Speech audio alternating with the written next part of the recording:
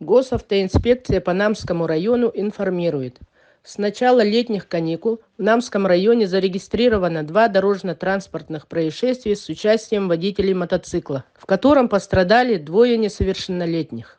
Мотоцикл, мопед, скутер для многих ребят является предметом мечтания, и прежде чем воплотить мечту в реальность, родителям следует задуматься, где же его ребенок будет управлять своим транспортным средством. Ведь дети, получая свое транспортное средство и имея возможность покинуть свой район, в любой момент могут отправиться в другой район. При этом, оказавшись в потоке транспорта на проезжей части, даже подготовленный человек в первые минуты движения может с трудом ориентироваться. А ребенок, он зачастую даже не знает, как ему правильно нужно двигаться по проезжей части.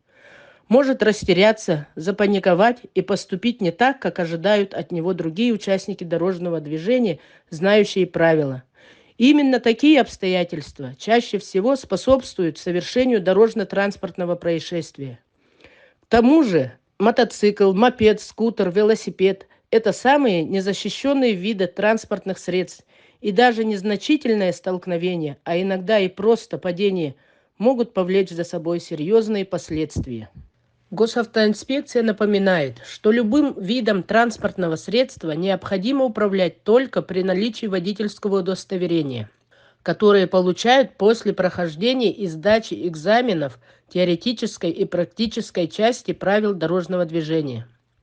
Кроме того, мотоцикл непременно должен быть зарегистрирован согласно правилам регистрации автотранспорта, иметь государственный номер, пройденный техосмотр, полис ОСАГО.